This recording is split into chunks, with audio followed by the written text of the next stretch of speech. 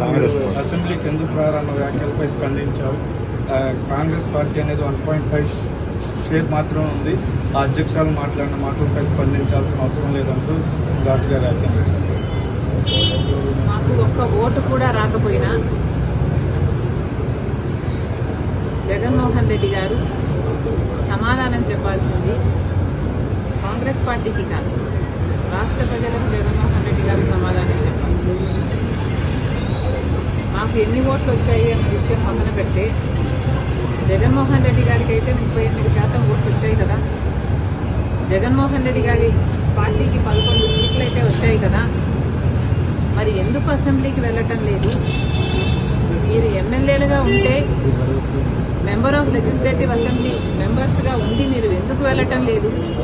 వెళ్ళటం లేదు కాబట్టి రాజీనామా చేయండి అని మేము డిమాండ్ చేస్తే ఆ ప్రశ్నకు సమాధానం ఇవ్వకుండా మేము ఇన్సిగ్నిఫికెంట్గా అన్నట్టు మాట్లాడారు జగన్మోహన్ రెడ్డి గారు. జగన్మోహన్ రెడ్డి గారికి సూటి ప్రశ్న, మాకు ఎక్కువ ఓట్లు రాలేదంటున్నారు. సరే, మీకు 38% ఓట్లు వచ్చాయి. మరి వచ్చి కూడా మీరేం చేస్తున్నారు? దాంతో 11 సీట్లు గెలిచి కూడా మీరేం చేస్తున్నారు? దాంతో మీకు మాకు ఏమిటి తేడా? మాకు ఓట్లు రాలేదు కాబట్టి మేము అసెంబ్లీకి వెళ్ళలేదు. మీకు ఓట్లు వచ్చినా 11 సీట్లు గెలిపించినా జగన్మోహన్ రెడ్డి గారు అసెంబ్లీకి వెళ్ళకపోతే మాకు ఆయనకు ఏమిటి తేడా? ఆయనకైనా ప్రజలు 38% ఓట్లు ఎందుకు ఇచ్చినట్టు జగన్మోహన్ రెడ్డి గారు దానికి సమాధానం చెప్పాలి. కాంగ్రెస్ పార్టీ ఒక జాతీయ పార్టీ. జగన్మోహన్ రెడ్డి గారు పుట్టక ముందు నుంచి ఉంది కాంగ్రెస్ పార్టీ. అలాంటి కాంగ్రెస్ పార్టీని ఈరోజు చిన్న చేసి మాట్లాడుతున్నారు. ఏ కాంగ్రెస్ పార్టీ అయితే రాజశేఖర రెడ్డి గారు సేవ చేశారో, ఏ పార్టీలో అయితే రాజశేఖర రెడ్డి గారు ముఖ్యమంత్రి 2 సార్లుగా అధికారం చేపట్టి ఆఖరికి తన ప్రాణం కూడా ఏ పార్టీలో అయితే త్యాగం చేశారో ఆ కాంగ్రెస్ పార్టీ గురించి జగన్మోహన్ రెడ్డి గారు చాలా చిన్న చేసి మాట్లాడారు. అయ్యా జగన్మోహన్ రెడ్డి గారు, మీరు పుట్టక ముందు నుంచి ఉంది కాంగ్రెస్ పార్టీ. అలాంటి కాంగ్రెస్ పార్టీ గురించి మాట్లాడే అర్హత మీకు లేదు. మీరు మాట్లాడదలుచుకుంటే మీ పార్టీ గురించి మాట్లాడండి, వైసీపీ గురించి మాట్లాడండి. వైసీపీ ఏం చేసిందో చెప్పండి. మీరు పూర్తి మద్యపాన నిషేధం అని చెప్పి మోసం చేశారు. రైతులకు 3,000 కోట్ల ధర స్థిరీకరణ నిధి ఇస్తాము ప్రతి సంవత్సరము అని మోసం చేశారు. మెగా డిఎస్సీ అని మోసం చేశారు. ఆఖరికి పోలీసుల్ని కూడా మీ ఇంటి కుక్కల్లాగా బిస్కెట్లు వేస్తే పనిచేసే మీ యంత్రాంగంలాగా మీరు వాడుకొని ఆఖరికి కాదంబరి కేసులో అయినా చూసాము, ఎంతో మందిని డోర్ డెలివరీ చంపేసి డోర్ డెలివరీ చేయడం చూసాము. మీ అరాచకాలను, మీ మాఫియాలను జనాలు తట్టుకోలేక మిమ్మల్ని ఓడించారు. ఒకప్పుడు ఏ రాజశేఖర రెడ్డి గారి కొడుకుకైతే అవకాశం ఇవ్వాలని 151 సీట్లను మీకు ఇచ్చారో అదే ప్రజలు మిమ్మల్ని ఓడించి 11 సీట్లు మీకు ఇచ్చారు. అంటే ఎందుకు ఇచ్చారో ఆలోచన చేయండి. ఆ 11 సీట్లు కూడా మీరు గెలిచిన ఎమ్మెల్యేలుగా ఉండి మీరు ఎమ్మెల్యేలుగా అసెంబ్లీకి వెళ్ళకపోతే మీరు ఎందుకు గెలిచారో ఆలోచన చేయండి. మేమేమీ గెలవలేదు. సరే, ఎందుకు గెలవలేదు? ఎందుకంటే ఈసారి ప్రజలు చాలా డిసిసివ్గా ప్రభుత్వాన్ని మార్చాలి అన్న ఉద్దేశంతో ఓట్లేశారు కాబట్టి మాకు ఓట్లు పడలేదు. ప్రజలలో కాంగ్రెస్ పార్టీ పట్ల ఆదరణ లేదు అనడానికి వీల్లేదు. ఎందుకంటే దేశంలోనే చూస్తున్నాం, కాంగ్రెస్ పార్టీ ఎదుగుతుంది. కాంగ్రెస్ పార్టీ ఓడిపోకుండా కంటిన్యూస్ గా అధికారంలోకి వచ్చునుంటే మన రాష్ట్రానికి 10 సంవత్సరాల కిందే ప్రత్యేక హోదా వచ్చేది. దాదాపు 1,50,000 కోట్లు విలువ చేసే విభజన హామీలు అన్ని కాంగ్రెస్ పార్టీ నెరవేర్చుండేది. దురదృష్టం కాంగ్రెస్ పార్టీ రాలేదు. ఈసారి కూడా కాంగ్రెస్ పార్టీకి ఓట్లు ఎందుకు పడలేదు అంటే మీ పుణ్యమే. కాంగ్రెస్ పార్టీ కేవలం ఇంత డెసిసివ్ గా ఓట్లు ఎలక్షన్లు జరిగాయి కాబట్టే మిమ్మల్ని అధికారంలోంచి దించడానికి ప్రజలు నిర్ణయించుకున్నారు కాబట్టే ఈసారి చంద్రబాబు గారికి ఓట్లేసి గెలిపించారు.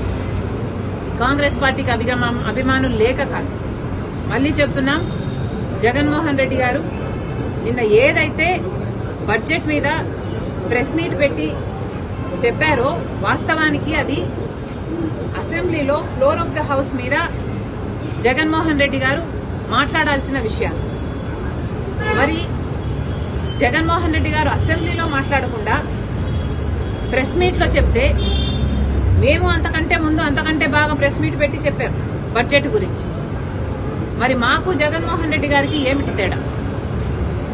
ఓట్లేసి గెలిపించారు, మీకు 38% ఉంది అని గొప్పలు చెప్పుకుంటున్నారే, అది కూడా ఉండేటట్టు మిగుల్చుకునేటట్టు మీరు వ్యవహరించటం లేదు, ప్రవర్తించటం లేదు. మళ్లీ జగన్మోహన్ రెడ్డి గారికి చెప్తున్నాం, ఇన్సిగ్నిఫికెంట్ పార్టీ మాది కాదు, ఇన్సిగ్నిఫికెంట్ పార్టీ మీది, వైసీపీది. వైఎస్ఆర్ లేని వైసీపీది, ప్రజాక్షేమం లేని వైసీపీది. మళ్లీ చెప్తున్నాం, వైసీపీ లీడర్లకు, జగన్మోహన్ రెడ్డి గారికి, మీరు మెంబర్స్ ఆఫ్ లెజిస్లేటివ్ అసెంబ్లీ, అందుకనే ప్రజలు మిమ్మల్ని గెలిపించారు. మీకు అసెంబ్లీకి పోయే ధైర్యం లేకపోతే రాజీనామాలు చేయండి. రాజీనామాలు చేసి మళ్లీ కావాలంటే రెఫరెండంకి ప్రజల దగ్గరికి వెళ్ళండి. రెఫరెండం కోసం ప్రజల్ని అడగండి. మీరు గెలిపించినా మేము అసెంబ్లీకి వెళ్ళము అని చెప్పి రెఫరెండంకి వెళ్ళండి. అప్పుడు మీరు గెలుస్తారో లేదో, ఇన్సిగ్నిఫికెంట్ పార్టీ ఎవరిదో, అప్పుడు ఇంపార్టెంట్ పార్టీ ఎవరిదో, ప్రజలు ఏం నిర్ణయిస్తారో అప్పుడు కదా తేలేది. సిగ్గుండాలి కదా. మెంబర్స్ ఆఫ్ లెజిస్లేటివ్ అసెంబ్లీ అయ్యుండి మీరు అసెంబ్లీకి పోము అంటే మూర్ఖత్వం కాకపోతే ఏమిటండి ఇది? వల్ల వచ్చే మాటలే ఇవి.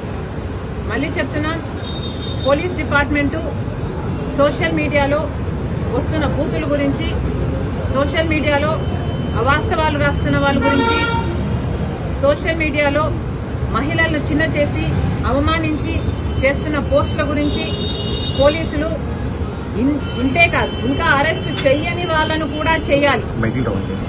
చెయ్యని వాళ్ళను కూడా చేయాలి. ఏ పార్టీకి సంబంధించినా పర్వాలేదు, ఆఖరికి వైసీపీ అయినా, టీడీపీ అయినా, కాంగ్రెస్ పార్టీ అయినా పర్వాలేదు. అసభ్యకరంగా ఎవరు పోస్టులు పెట్టినా కూడా పోలీస్ డిపార్ట్మెంట్ చర్యలు తీసుకోవాలి, వాళ్ళని అరెస్ట్ చేయాలి అని కాంగ్రెస్ పార్టీ డిమాండ్ చేస్తుంది. ఇది ఒక పొలిటికల్ ఇష్యూ కాదు, ఇది ఒక సోషల్ ఇష్యూ.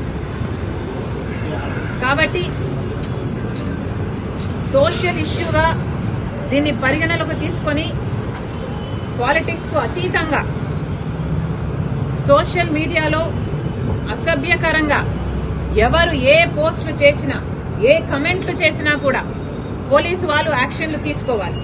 గతంలో చేసిన కమెంట్లకు కూడా ఎవరు ఎంత క్షమాపణలు అడిగినా కూడా ఇది క్షమించరాని నేరం.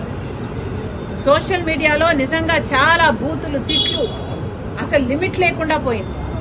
కాబట్టి ఎవరు ఎంత ప్రాధేయపడినా మమ్మల్ని క్షమించండి అని సోషల్ మీడియాలో వేడుకుంటున్నా, ఎవరైతే బూతులు పెట్టారో వాళ్ళ మీద తప్పకుండా యాక్షన్ తీసుకోవాలి. ఇది ఒక పొలిటికల్ ఇష్యూ కాదు, సోషల్ ఇష్యూగా చూడాలని మరొకసారి పోలీసుల్ని మీరు చేస్తున్న పనికి అభినందిస్తూ కాంగ్రెస్ పార్టీ డిమాండ్ చేస్తుంది.